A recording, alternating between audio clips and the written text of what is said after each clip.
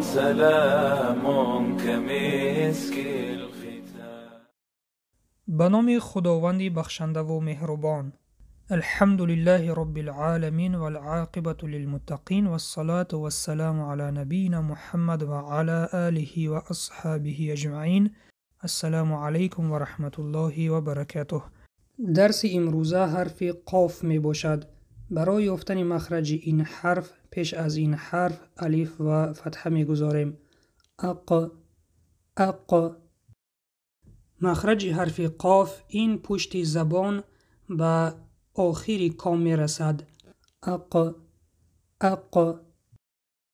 حرف قاف حرف استعلا می باشد، یعنی حرفی که قفص خوانده می شود. با فتحه چنین خوانده می شود: قا. با کسره چنین: قی. با ضمه چنین: قو. لبها به پیش برآورده می شوند: قو. حرف قاف حرف چهار شکله بوده، پیش از خودش و بعد از خودش به حرف دیگر پیوست می شود. حرف قاف در اول چنین نوشته می شود: از طرف راست به طرف چپ در بالایش 2 نقطه و به حرف بعد از خود پیوست می شود و در بین چنین نوشته می شود: از طرف راست به طرف چپ در بالایش 2 نقطه به حرف پیش از خود و بعد از خود پیوست می شود و در آخر چنین نوشته می شود: از طرف راست به طرف چپ قسمش از خط می گذرد، در بالایش 2 نقطه به حرف پیش از خود پیوست می شود و در علاهیدگی چنین نوشته می شود: از خط می گذرد. حرف قاف از جمله حرف های قلقله می باشد، یعنی اگر با سکون آید صدا می دهد. مثال: اق. زبان را از مخرج تیز می گیریم، در نتیجه گرفتن زبان صدا پیدا می شود: اق. اکنون بیایید با هم مثال ها را می خوانیم. مثال اول: قاف با ضمه، لام با سکون: قل. حرف لام باریک خوانده می شود.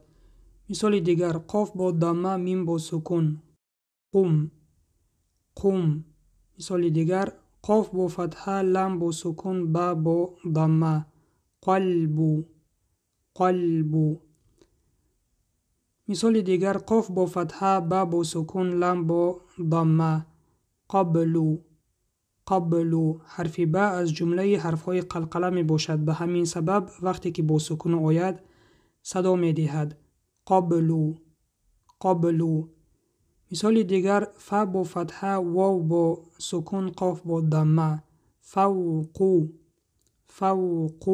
مثال دیگر: قاف با فتحه، لام با فتحه، میم با سکون: قلم. مثال دیگر: قاف با فتحه، میم با فتحه، را با سکون: قمر. مثال دیگر: لام با فتحه، قاف با فتحه، با سکون: لقب. حرف با در اینجا حرف قلقله می باشد به سبب سکون: لقب. مثال دیگر: اقترب. حرف قاف در اینجا قلقله می باشد به سبب سکون، صدا می دهد: اقترب. مثال دیگر: یا با فتحه، قاف با سکون، تا با فتحه، را با کسره، با ضمه: یقترب. مثال دیگر: الف با فتحه، نون با سکون، قاف با فتحه، لام با فتحه، با فتحه: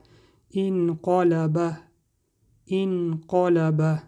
مثال آخر: یا با فتحه، نون با سکون، قاف با فتحه، لام با کسره، با ضمه: ینقلب. قاف قفص خوانده می شود: ینقلب. اگر ینقلب خوانیم خطا است، قاف قفص خوانده می شود: ینقلب. این بود پایان درس امروزه. وظیفه خانگی: قاعده، شکل‌ها و مثال‌های حرف قاف را در دفتر کاری خود بنویسید. فراموش نکنید که تنها گوش دادن این 4-5 دقیقه درس برای شما کفایگی نمی کند. این درس ها به مانند آنند که کسی به شما راه را نشان داد و اگر خودی شما حرکت نکنید در این راه موفق نمی شوید. پس سعی و کوشش کنید. تا که الفبا را با آسانی آموخته به قرآن خوانی شروع کنید. منتظر درس های آینده باشید و دعا را در حق ما فراموش نکنید و سلام بر آن شخصانی که راه هدایت را پیش گرفتند.